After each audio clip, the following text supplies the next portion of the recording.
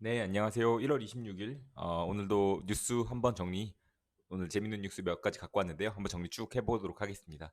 제가 이거 녹화를 시작한 거는 저희 집사람이 사실 신문 읽는 거를 별로 안 좋아해서 제 목소리로 이렇게 녹화를 해주면 너무 좋다고 해서 이렇게 시작했는데요. 하다 보니까 저도 너무 재밌어서 계속 꾸준히 하고 있습니다. 아무튼 오늘 한번 시작해 보도록 하겠습니다. 일단 오늘 서울경제 뉴스고요. 돈 풀어서 작년에 4% 성장했다는 그런 내용입니다. 11년 만에 최고치라고 하는데 일단 보시면 한국은행이 25일 발표한 2021년 4분기 및 연간 실질 GDP에 따르면 지난해 우리나라 GDP는 전년 대비 4%나 성장을 했다고 해요. 보시면 거의 4%를 육박을 하게 성장을 했는데 이 수치는 현재 11년 만에 최고라고 하는데 사실 GDP가 그렇게 성장한 거에 비해서 문제는 지표 경기가 개선된 만큼 체감 경기가 나아지지 않다는 거예요. 그 사실 저희 사는데 굉장히 팍팍하잖아요. 코로나 때문에 자영업자분들 폐업하는 게 계속 늘고 있고 지금 공실도 눈에 띄게 많이 보이고 있고 길 가시면서 보시면 아무튼 국내 총소득 GDI는 전년 대비 3% 증가했지만 국제 유가 상승에 따른 교역 조건 악화, 실질 GDP 성장률을 밑돌았다 뭐 그런 얘기인데요. 뭐 GDP가 사실 오른 건 좋지만 그래도 전반적으로는 살기가 굉장히 팍팍해진 게 아닌가 뭐 그런 생각이 듭니다. 다음 뉴스입니다. 매일경제 뉴스고요. 외국인 탈출에 52조가 증발했습니다. 25일 하루 시총 감소액이 파랗게 질린 코스피라는 공포장 뉴스입니다. 코스피가 어제 2,700이 깨졌죠. 거의 뭐 2,600까지 내려갔었었는데 코스피와 코스닥 지수가 2% 넘게 급락한 25일입니다. 그래서 코스피는 하루 만에 2.56% 빠지고 코스닥도 900이 빠졌죠. 900 깨지고 전체적으로 그냥 아시아 증시가 전체적으로 하락했다고 보시면 돼요. LG 에너지 솔루션 그거 상장 때문에 일단 예치금이 엄청나게 모였죠. 114조인가 모였는데 그래서 뭐 이거 다 읽을 필요도 없이 뭐 악재다라는 건데 그냥 보시면 일단 상위 100개 종목 중에 98개의 종목이 시총이 하락을 했고 하루 동안에 52조 원 날아들었고 지금 올해 들어서 총 1월 26일인데 26일 동안 195조가 증발을 했습니다. 그리고 현재 종가 기준 13개월 만에 2020년 12월 8일 이후로 최저의 지금 코스피 지수를 보이고 있습니다. 지금 계속 이어서 보시면요. 공포지수가 급등해 외인이 지금 계속 던진다는 얘기입니다. 그래서 반등은 온다는데 개미는 레버리지에 베팅을 하고 있고 그래서 미국 지금 FOMC와 LG 에너지 솔루션 상장을 앞두고 있습니다. 그리고 외인의 기관 대형주 중심의 매물을 막 던지고 있고요. 공포지수는 현재 26으로 10개월 만에 지금 최고입니다. 공포지수는 가장 높고 지금 보시면 지금 코스피 그 볼레타일 인덱스죠. 그래서 30에서 쭉 빠져서 장이 한참 좋을 때는 계속 10대를 유지를 하다가 최근에 다시 26까지 오른 모습을 볼 수 있습니다. 지금 국채 3년물하고 10년물 금리도 급등을 하고 있어요. 안전자산이라는 곳에 금리가 오르고 있다는 소식이니까 그만큼 주가가 계속 빠지고 있는 추세라는 걸 볼 수 있고 개인은 레버리지 상품 집중 매수를 하고 있어요. 역시 야수의 심장을 가진 형님들 계속 지금 주셔야 될 장이다라고 생각해서 지금 들어가시는 것 같아요. 보니까 기관하고 외인은 계속 던지는데 개인들이 다 받아주고 있더라고요. 그래서 우리 형님들 지금 힘드실 텐데 힘내셨으면 좋겠습니다. 자, 공포지수로 보이는 코스피 200 변동성 지수는 최근 3거래일 동안 7%, 10%, 22%씩 빠져서 10개월 만에 최저치고 전문가들은 뭐 늘 하는 얘기 똑같아요. 인플레이션, 금리 인상, 그다음에 우크라이나를 둘러싼 미러 갈등의 격화로 인해 그렇다고 보고 있습니다. 어제 나스닥도 지금 숨도 안 쉬고 빠졌었죠. 그 4시간 내에 5%가 급락하고 코인급 변동급의 서학개미들 멘붕이다. 제 얘긴데요.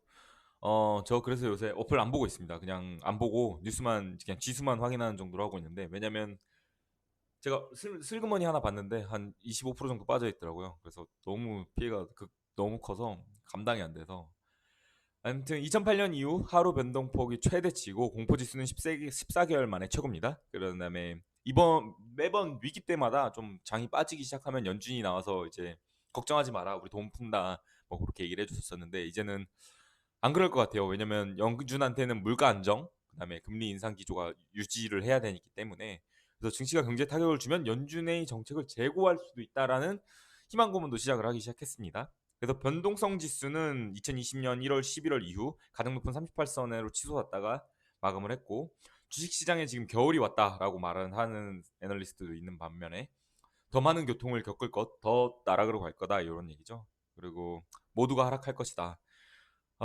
그리고 블룸버그는 고용과 물가 안정을 더 중요한 과제로 삼고 있는 연준이 금리 인상 기조를 변경하지 않을 것이라고 얘기를 하고, 여기 또 제비피 모건 주식 전략 전문가는 또 매수세가 지금 너무 심하다, 과매도다 그렇게 보고 있고, 과매도 영역의 진입한 기술적 지표와 약세로 돌아선 심리로 볼 때 이번 조정이 마지막 단계에 있을 수도 있음을 시사한다. 그러니까 지금 여기 그래프가 이렇다면 지금 여기에 있다는 거죠. 그래서 다시 올라갈 일만 남아 있다. 뭐 그렇게 하는 것 같은데요. 근데 경제 지표는 그렇게 좋지 않은 쪽으로 지금 나서고 있습니다. 그래서 뉴욕 지금 인덱스 그 빅스 인덱스 보면 공포 지수 보시면 지금 이때가 코로나 때예요. 60 한 뭐 70 가까이 됐었는데 지금 31 정도. 그래서 코로나 때 반 정도 공포 지수가 올라온 것을 볼 수 있습니다. 이제 내달 현대 엔지니어링이 이제 IPO 상장을 앞두고 있죠. 그래서 저 사실 IPO 상장하는 거 단타용으로는 투자하기에는 괜찮은 것 같은데 장기로는 글쎄요. 아무튼 그렇습니다. 그래서 지금 6대 신사업에 8년 내 3조를 투자하겠다. 현대 엔지니어링에서 그렇게 얘기를 하고 있습니다. 다음 달 2월 15일에 코스피 입성을 노리는 현대 엔지니어링이고요. 뭐 현대 엔지니어링이 친환경적인 사업을 뭐 투자하겠다 뭐 그런 얘기인데 일단 일정 같은 거 구체적으로 보시면 26일까지 기간 투자 대상 수요 조사를 하고 2월 3, 4일엔 일반 투자자 대상으로 청약에 나섭니다. 그래서 공모 범위는 희망가 범위는 57,900원에서 75,700원이고 공모 주식수는 총 1,600만 주입니다.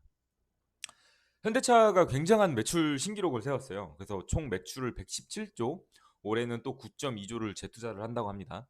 그래서 영업이익이 6.6조고 전년 대비 180%가 껑충 뛰었습니다.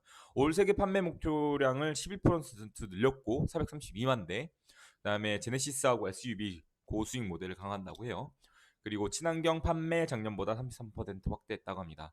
현대차는 25일 지난해 영업이익이 6조 6,789억 원으로 전년 동기 대비 180% 정도 증가했다고 발표했습니다. 영업이익은 2014년 이후로 7년 만에 최대치를 기록했고 매출도 창사 이래 최대치예요. 반도체 공급 이슈가 있었던 거는 아시죠? 지금 뭐 현대차도 그렇고 기아차도 그렇고 차를 한번 받으려면 6개월은 기다려야 되는 게 기본인데 지난 분기부터 점차 회복세를 보이고 있으나 올해 1분기부터는 일부 부품에 대한 수급 이슈가 있을 것으로 보인다. 하지만 상반기 내 정상 수준으로 회복될 것으로 예상되어 2019년 수준엔 근접할 것이라고. 그래서 반도체 이슈가 여전히 남아있긴 하지만 그래도 나아지는 추세로 해결되고 있는 추세로 보인다 이런 거죠.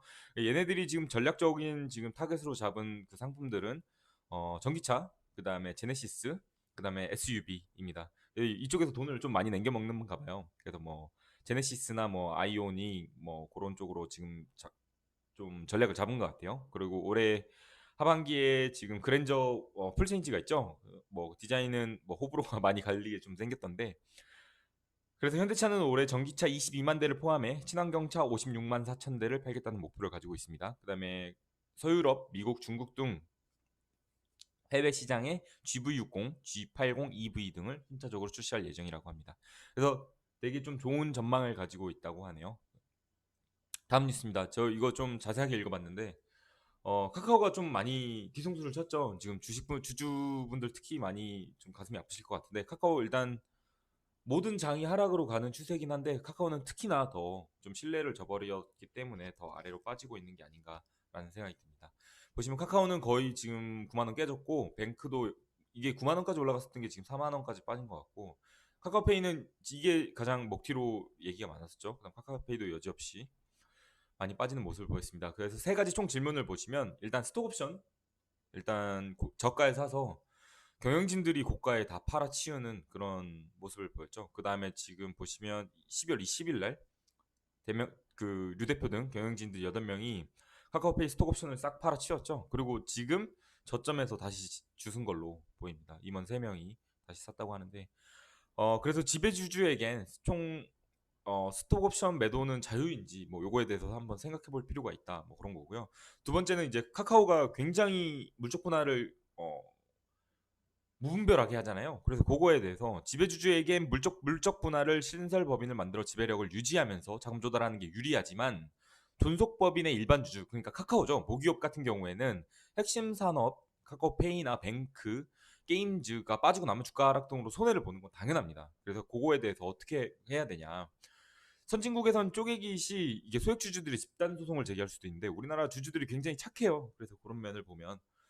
그래서 세 번째는 이제 차등 의결권 성장 촉진제인데 카카오의 주주 신뢰를 잃고 거버넌스의 위기를 자초하자 스타트업 경영진에 막강한 권한을 부여하는 차등 의결권에 대한 의구심이 커졌다고 합니다. 그러니까 스타트업을 최초에 만드는 그 경영진에게 굉장히 큰 그 권리를 줬었는데 그걸 좀 줄이는 게 어떤가 그런 얘기를 하고 있다고 합니다. 그래서 지금 대선 후보 뭐 윤석열 후보 같은 경우는 모회사 주주에게 신주 인수권을 부여하는 것을 하겠다고 하고 이재명 후보는 여기에 더불어서 뭐 반대 주주에게 또 주식 매수 청구권을 주는 방안을 내놨다고 해요. 그러니까 뭐 이런 얘기죠. 카카오를 갖고 있던 사람이 카카오뱅크가 상장을 하게 되면 그걸 또 살 수 있는 그런 권한을 주겠다. 뭐 그런 얘기인 것 같은데 그래서 요거는 또 법적으로 한번 따져봐야 되고 과연 이게 공정한지 지금 사실 근본적인 거는 이게 물적 분할을 해서 과연 이렇게 상장을 무분별하게 하고 경영진들이 이렇게 파는 게 사실 도의적으로 잘못된 거지만 사실 이 사람들 돈적으로는 문제되어 있는 게 없잖아요. 그래서 그런 거를 한번 따져서 생각해 볼 필요가 있는 것 같습니다. 다음 이제 부동산 뉴스인데요. 이건 간단하게 서울 지금 집값이 워낙 올라서 지금 여기 보시면 서울이 지금 평균 매매값이 11억 5천이에요. 그다음 경기하고 인천은 6억하고 4억밖에 안 되니까 지금 서울 집값 전세값 급등에 지금 18명이 서울을 떠나 인천과 경기도로 빠져나갔다 그런 뉴스입니다. 그래서 양극화가 점점 극단적으로 가고 있다 그런 얘기입니다. 지금 지자체별로 지금 속도 조절을 했다고 해요. 공시지가에 대해서 너무 공시지가 오르는 게 빠르니까 국토부에 요청을 했다고 하는데 국토부가 그래도 더 올렸다 그런 얘기입니다. 지금 실제 토지와 주택의 지금 상승이 10%, 7%씩 각각 상승이 됐고 아파트 공시가는 30%도 뛸 수 있다 그런 얘기예요. 그래서 서울 지금 표준 공시지가 상승률을 보시면 서울은 11% 높은데 뭐 부산 10%, 대구 10%, 세종 10%, 대전 9%, 뭐 광주 9%, 제주 10%뭐 고가 그 정도 되는데 공시 가격은 지난해보다 30% 오를 수 있다는 얘기예요. 지금 공시 가격은 그러니까 말 그대로 재산세의 기준이 되는 가격들입니다. 지금 여러분들이 가지고 있는 주택에 매년 그 내는 가격이죠. 6월 1일이었나? 그걸 기준으로 내는데 국토부가 정한 표준 가격을 토대로 지자체는 개별 필지 및 주택 공시 가격 산정에 들어가는 게 맞는데 올해 공시 가격 상승률이 워낙 가파르다 보니 지자체는 국토부에 속도 조절을 요청했어요. 하지만 이런 이유로 주민 세금 부담 과중과 복지 혜택 누락 등으로 피해가 많다. 하지만 국토부는 표준지 등 공시 가격 상승률은 거의 원안대로 확정했다고 합니다. 그래서 앞으로 세부담이 더 커질 확정 예정이다. 뭐 그런 얘기입니다.